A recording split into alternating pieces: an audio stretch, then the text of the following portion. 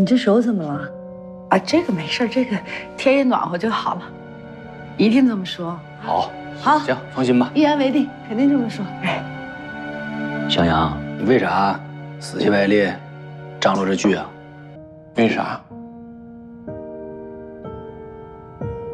原因很简单呀，手里有钱了。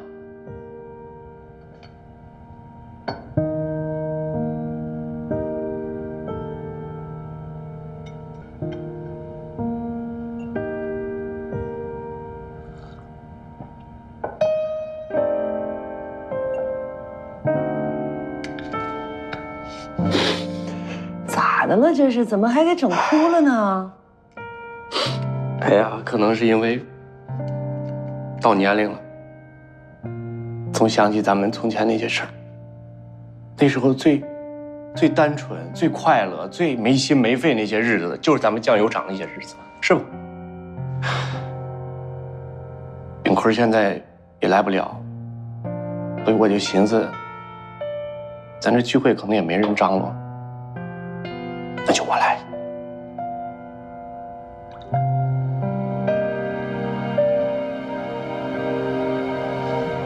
太烦了！不是说了吗？大过年的，别说那些不开心的事儿。怎么那么丧啊你？谁丧谁喝酒啊？你干一个。来，酒。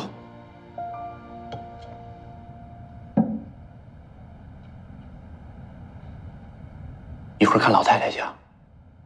哎，好，走吧。走吧。那我就不去了，孩子一个人在家呢，你们去啊。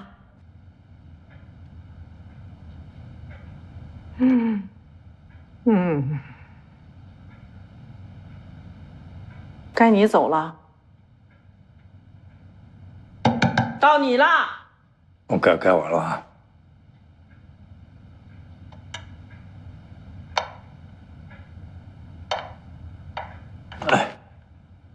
哎呀，耳朵还背了。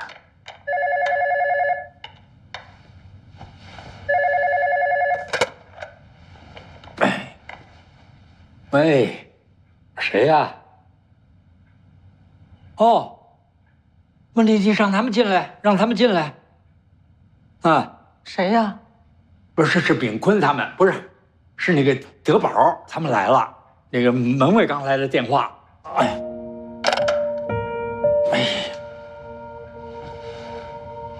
呀，怎么又来了？大过年的也不让人安生。我去洗点水果。哎，别，我去。行了，我顺便就开门了。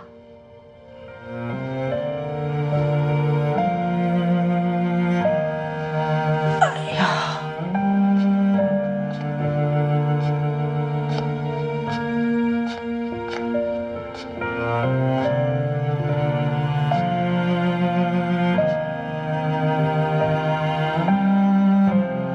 哎，把那腰挺起来，要不真成老太太了。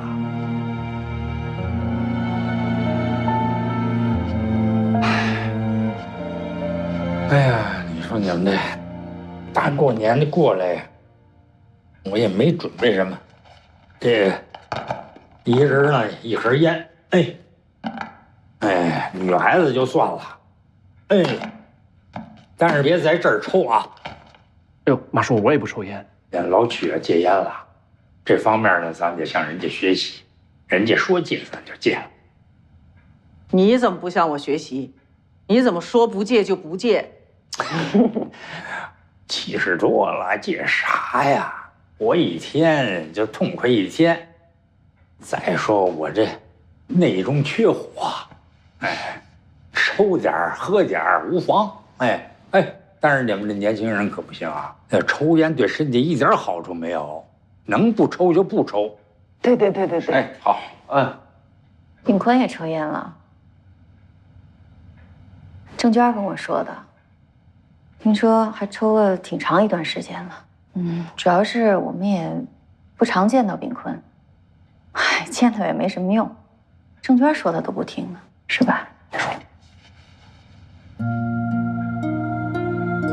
老马，咱俩抽空去一趟，作为政法系统退下来的老同志，发挥余热，为他们做做犯人的思想工作啊！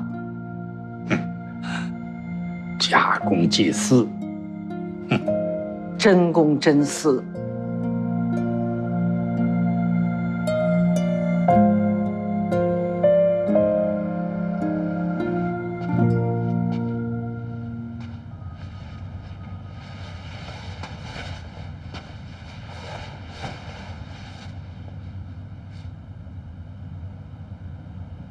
你为啥不见郑权？没脸见你，我不好，见了面儿都难受。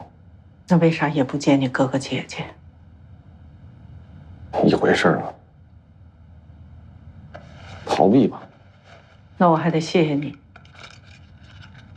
肯出来见我。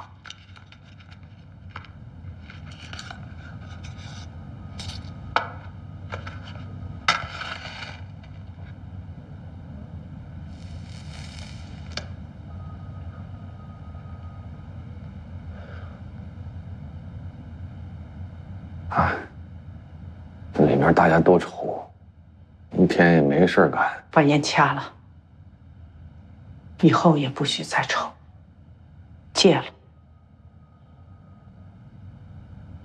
不想戒还是戒不了，戒不了不可能。我30多年的老烟民，说戒就戒。不想戒，为啥？来，我陪你一起抽，最后一根儿。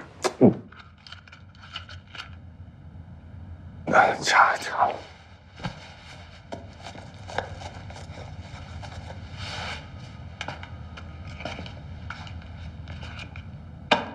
老马本来要跟我一起来，气管炎犯了，抽烟。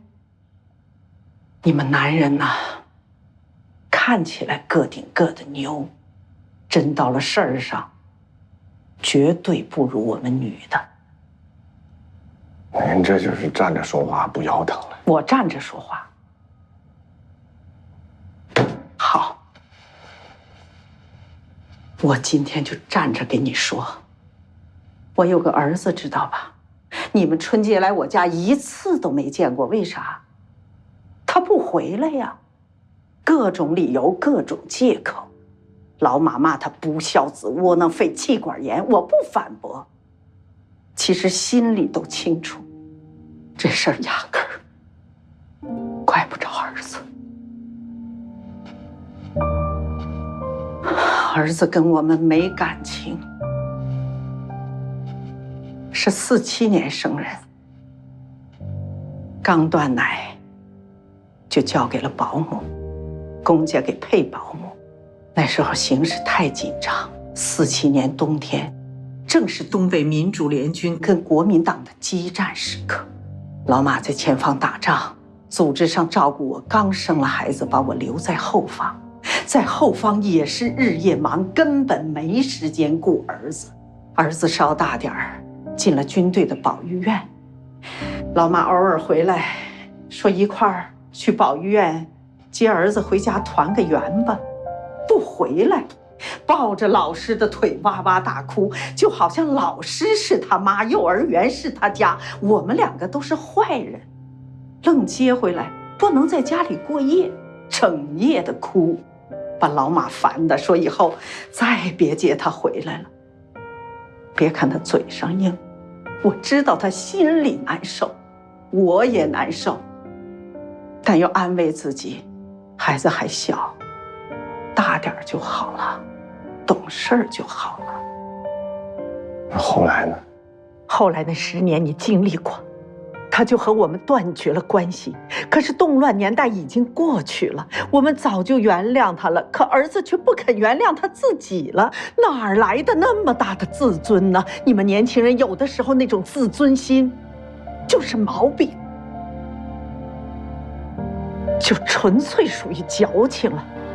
你的亲人都原谅你了，你是失手致人死亡，不是故意的。量刑也很公正，你还劲儿劲儿的，你的行为完全没有什么道理，犯浑。你和我儿子一样伤亲人，太可气，说到底也是一种任性、不负责任，那样对亲人对吗？怎么着？不要家了，混到底？我们的情况，不太一样了，应该是特别不一样。你们呢，算是为国家做过贡献的人。咱打个比方，就算死吧，你们死得其所，也有个精神支撑。那我算啥呢？我这死也就白死了。你太轻看你自己了，炳坤。可我挺高看你的。我和老马为什么拿你们几个当忘年交，你知道吗？你为了你的家，孩子们教育得好，家庭成员关系好，你们几个就没有可能变成坏青年吗？但你们却没有，一直做好人。这是多么可贵呀，炳坤！所以我喜欢你们。老马也常夸你们的，周炳坤呐，你不能沉沦，你要振作起来，给我动脑，好好思考一下。我今天来这里见你，为什么？为了劝你。我不来劝你，我睡不着觉啊。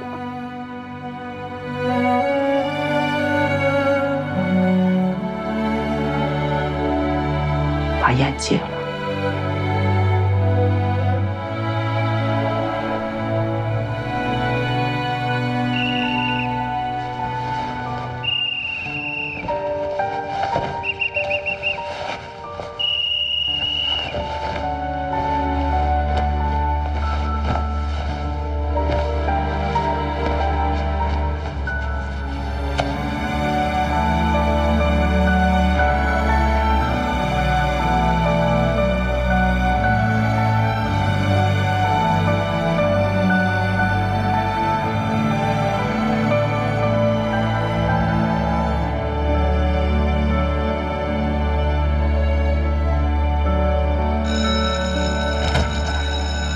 哥，晚了10分钟啊，跟学生说点事儿。我反正也没事儿，在校园里走走也挺好。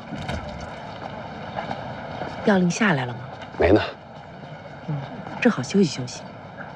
哎，秘书都没带。我这个级别干部调动哪能带秘书？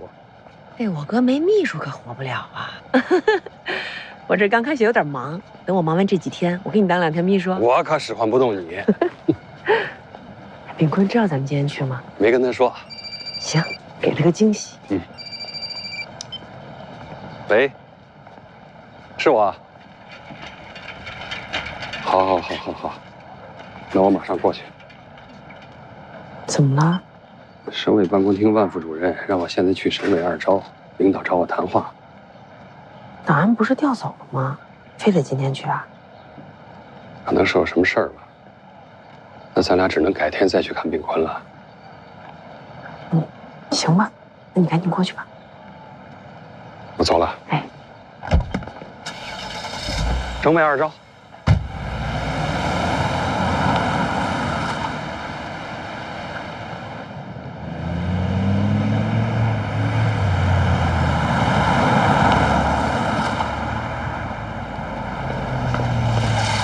王副主任，哎呀，周市长，不好意思，没耽误您事儿吧？正准备去看我弟。哎呦，那还真耽误了，抱歉啊。嗨，我就是奉命。周市长，你能理解就好。理解。哎呀，这小宋不在身边，还真有点不太习惯。看来从现在就得开始习惯，要不然到了北京寸步难行啊。哪位领导找我谈话？还没定，我先带你去房间，3楼给您安排了个套间，安静。要住下来。得住几天。好，走。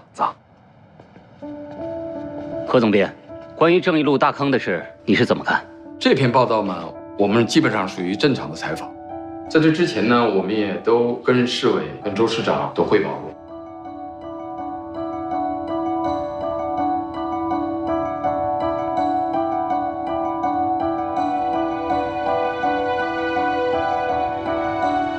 对于自己必有一天会遭遇诬告，面临审查，周秉义是早有心理准备的。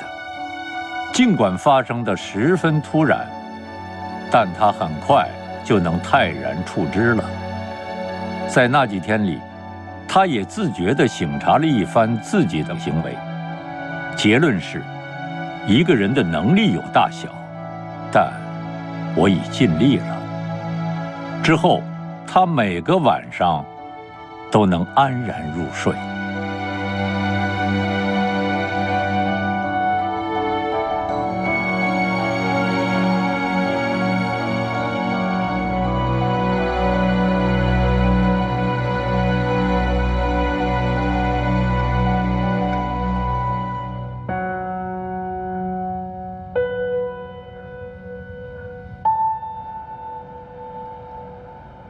好多了，没事啦。天暖和了，是不是？你还卖烤地瓜呢？啊？非得卖吗？咋那么倔呢？随谁呀？我有手有脚的，我自己干活挣钱，我高兴，我注意点就行了。是啊。你别生我气了。我生你啥气呢？你不生我气吧？委屈你了。老没见着，咋还长好看了呢？我瘦了点儿。不对，这话啥意思啊你？啥意思啊？就好看了，啥意思？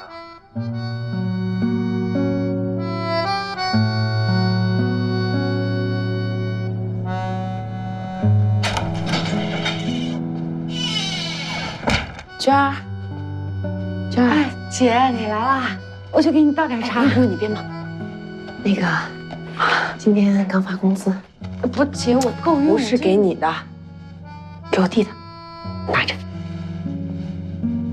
我今天去看炳坤了，他挺好的，他说他想你跟大哥了。哎呦，大哥从来没跟我说过这样的话。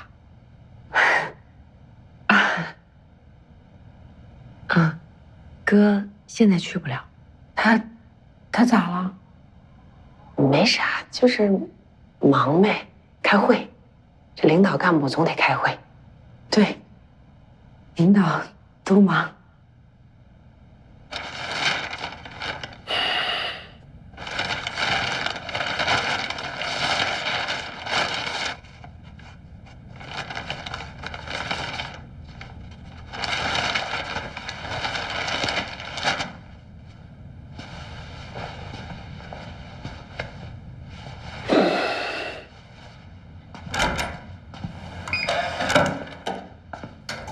周市长，小宋，你怎么在这儿？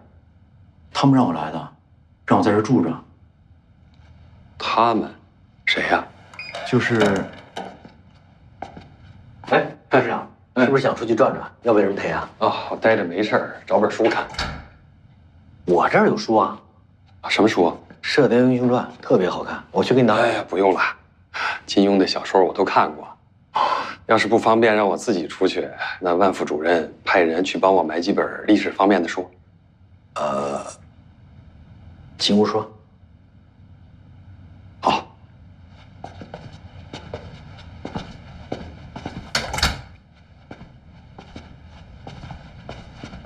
坐。对。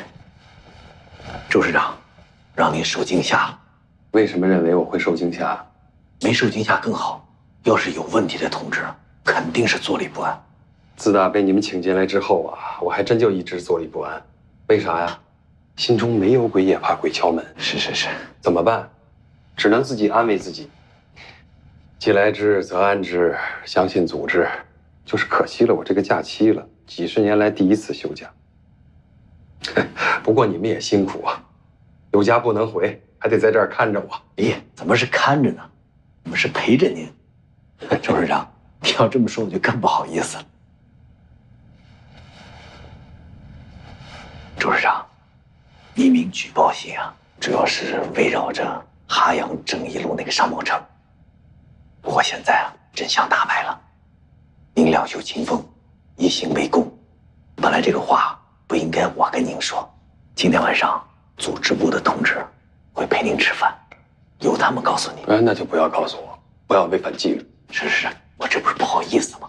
你也知道，我们厅里面几位同志就是办事儿的。为几封匿名信把我扣在这儿，几封，10几封，多少封他也是匿名，他也见不得光。嗨，怕打击报复的心情也是可以理解的嘛。怕谁打击报复？谁怕打击报复？正义路拆迁户反映问题的时候，个个都是实名，都按了手印儿。老百姓嘛，想法不一样，心情可以理解，手段呀，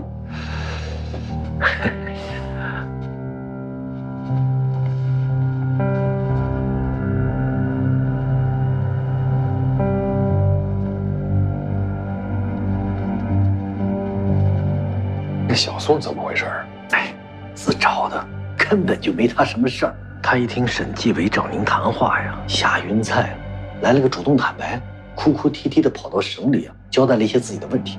问题不大吧？无非就是当秘书这些年，帮这个办点事儿，帮那个办点事儿，什么小孩子入托，大孩子进重点中学，谁家的老人生病急于入院，事儿都不算大。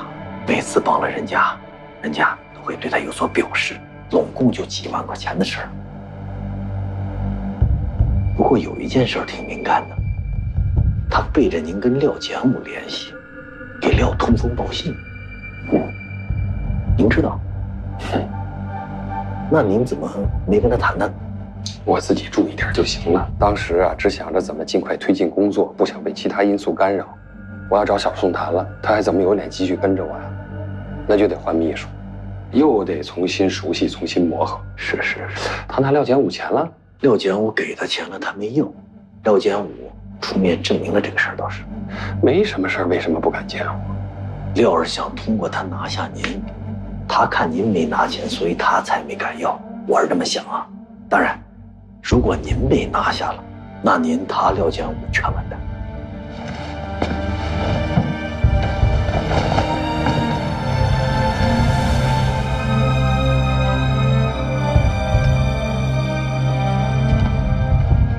我就不可能让他完蛋。那是。宋秘书跳楼了！跳楼了！妈妈。吓死我了！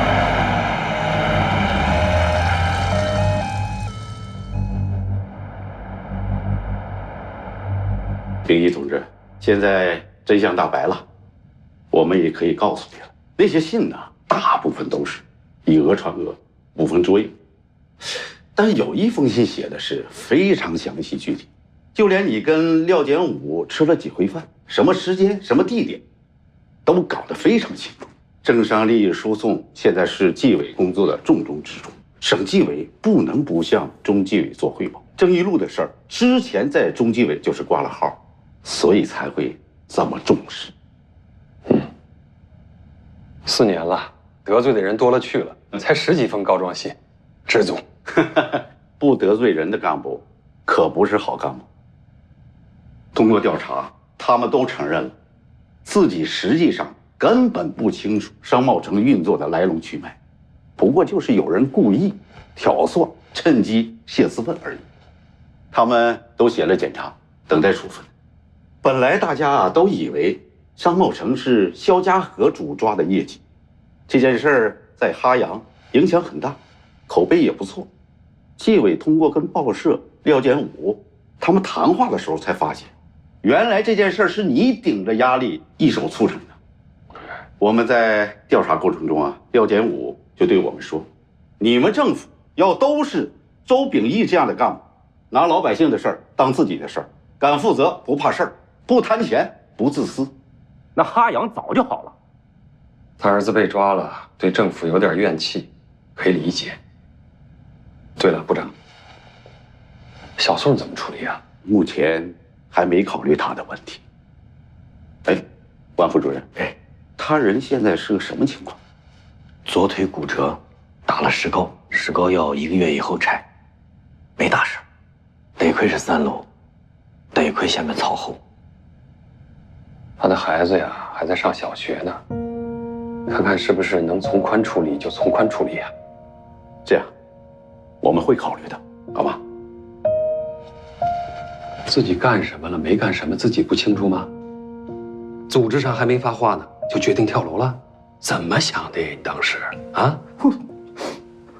我当时不知道，我不知道你没事儿，我还以为是我把您拉下水了，我把您给害了。你还是不了解我呀，小宋，把我拉下水？你这一跳，万一死了呢？我就是跳进黄河都洗不清了，糊涂啊你！对不起，对不起，周市长。行了，行了，行了，你呀，好好养着。你跟我这几年，工作做得很好，不管分内分外。走之前我会向市委汇报，公是公，过是过，实事求是，不能一棍子打死。周市长，我谢谢你，周市长。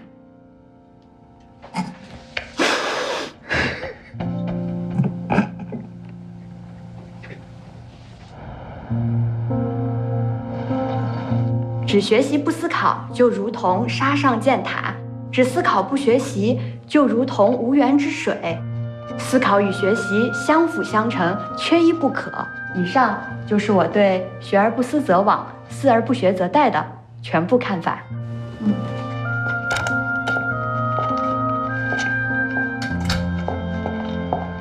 我跟你说啊，张早坡同学请进。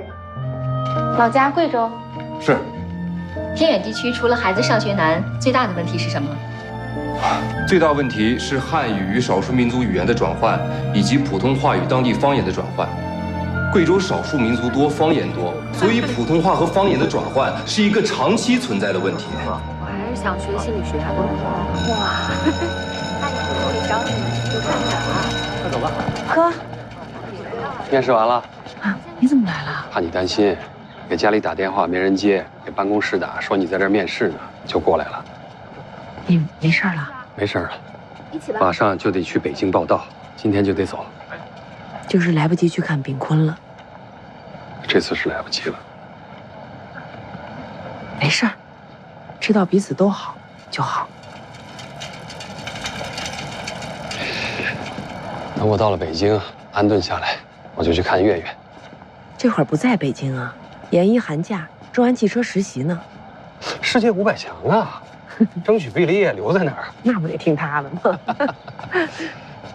我小舅子跟我说一句话，说生活苦吧，嚼嚼咽了，是不是很凝练？有力量吧，精琢磨，有嚼头。我要这种词儿，知道吗？明白了，大爷。我接个电话啊。喂，侯总。你说话客气什么呀？啊。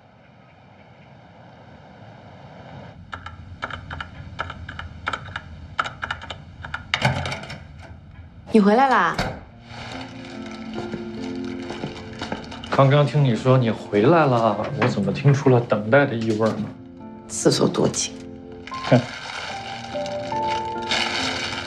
这个呢？嗯。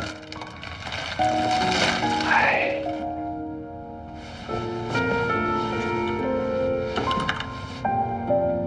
有事啊？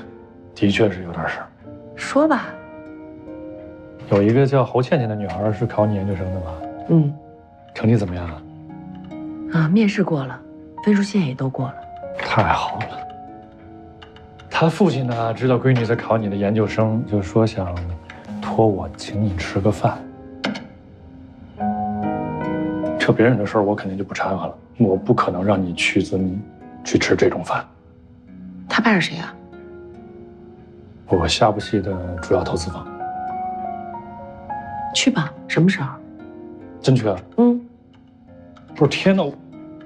我的海参女王志要下凡了？讽刺我啊？那我不去了啊。不是讽刺，绝对是赞美。我都做好心理准备，你会拒绝我。哎，趁我没改主意啊，赶紧说什么时候？你定。你定。哎呦，谢谢。嗯。海参女王下凡了。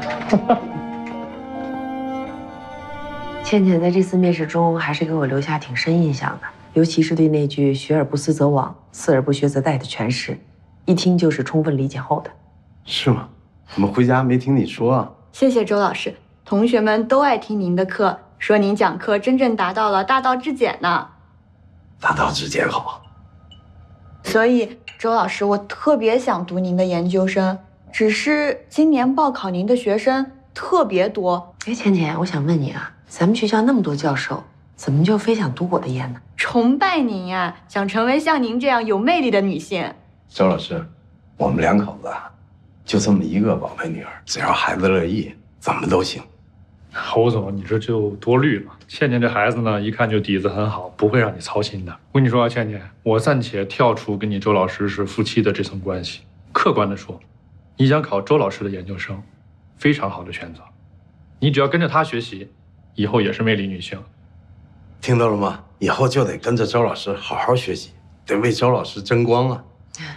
侯总，目前来看，硕士毕业留校没什么问题。但是从长远角度讲，还是得继续好好学习，努力深造。我希望读研究生的孩子一定要在专业上多下功夫。那是必须的呀，周老师，以后倩倩的孩子就交给您了。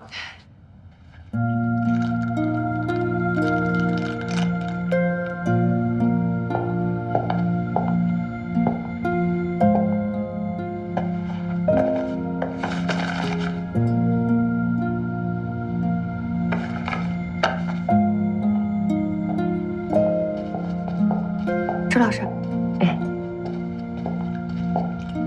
周老师，考研都结束了，还这么用功啊？我多学点，回贵州当老师的话，可能得教好几门课呢。你打算回家乡当老师？不是，不管能不能考上您的研究生，早晚肯定是要回去的。我从那儿考出来，知道有多缺老师，我想回去。要不要一块儿吃个饭？好啊。走。哎。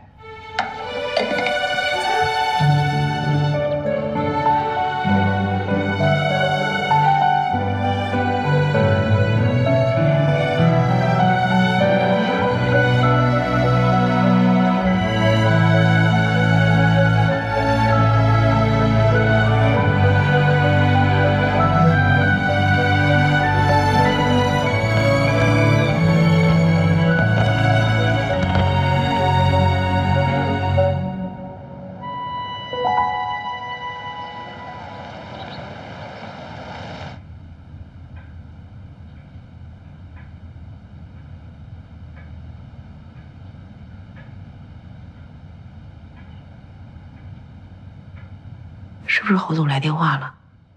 是。说什么了？你说呢？不给你投资了。欢迎你投资吧。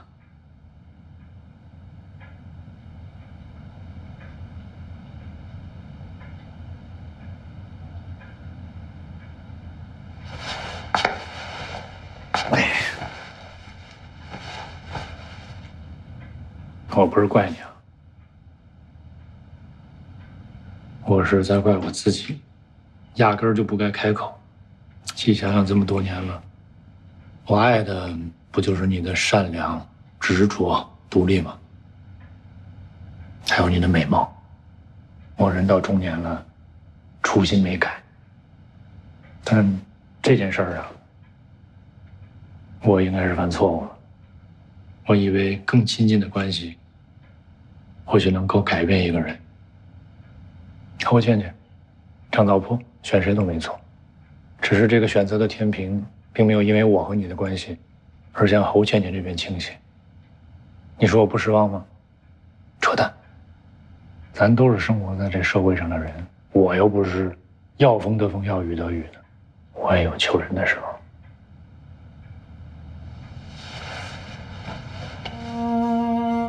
对不起啊，小光，我只是觉得跟倩倩比，张早坡更需要读这个研究生。他跟我说，他毕了业之后要回贵州当老师。然后呢？继续去替你实现你的青春梦是吗？说很容易的，上下嘴唇一碰，话就说出来了。算了，不说了。这名单反正不都公布了吗？对吧？说这些也没什么意义。我就是觉得呀，咱们夫妻之间呢，应该是开诚布公的。你至少提前知会我一声，跟我商量一下，我都不至于这么被动。对不起，是我考虑不周。没事。行了，去剪片。哎，那你那电视剧投资怎么办？没事儿，没了侯总，还有张总、李总、王总，谁的人民币不是人民币啊？车到山前必有路。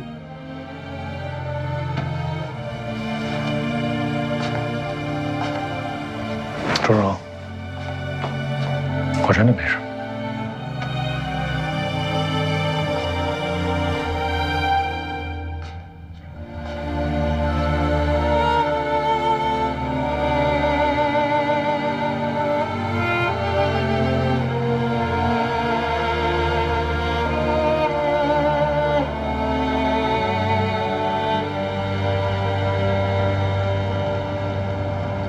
都说这个小包房啊聚气儿，但是我觉得哈，只要咱们老哥几个在一起，不管多大的包房、多大的屋，咱就是有人气儿。德宝啊，行是吧？发了，哎，你发了，你真的发了。你像我们现在这年龄，肯定甭想这个了，这，对吧？就没有啥盼头了。是德宝，你好，我们是真开心。哎呀，你超你干怎么还学我？我们就是想表达一下，咱一起，来吧，来，感谢啊，感谢啊，来，感谢啊，到了，行吧你？哪行了？都写着吹二九，我再整两句啊。不就几个课吗？你说个没完了，你嘴不累呀？说嘛，说呗，来说。哎呀，刚才国庆说我咋的发了，我离发肯定还有一段距离，但是呢，确实是挣了点儿，有点闲钱了。我就感觉现在这个社会啊，人特别不近处，只谈钱不认人。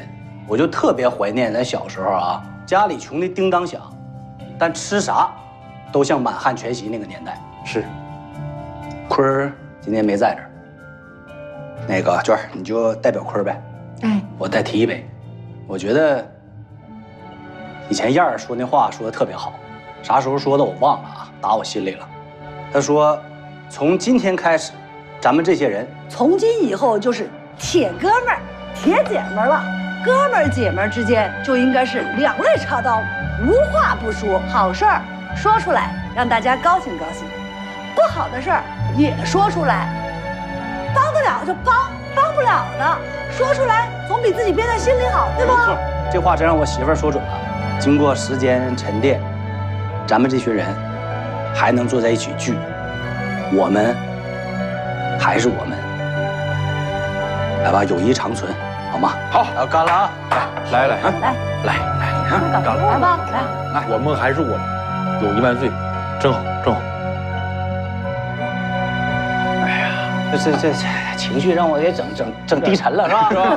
那什么样啊？这正好有乐队，来，你打个样，你跳一个来。啥玩意儿呢？你这刚吃完一肚子，待会儿给我跳胃下垂了。你看人多，管不了你了啊！整一个，整，哎妈，老吓人了！整一个，来一个。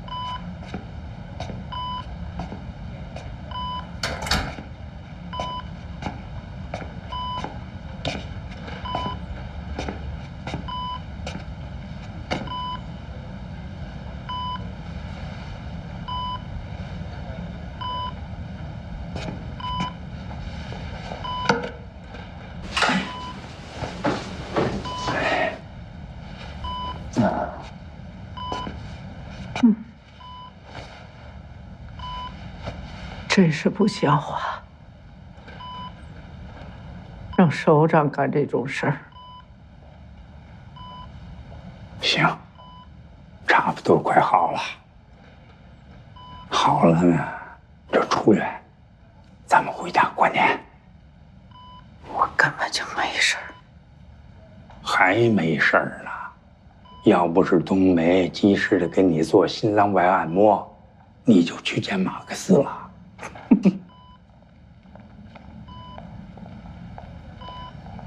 你吓坏了吧？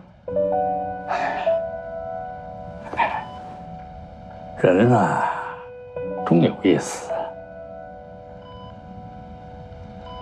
但是不准你死在我头里。做人不能太自私了。你放心吧，不把你送走了，我坚决不死。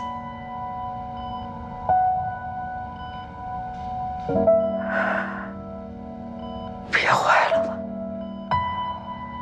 去抽口烟儿。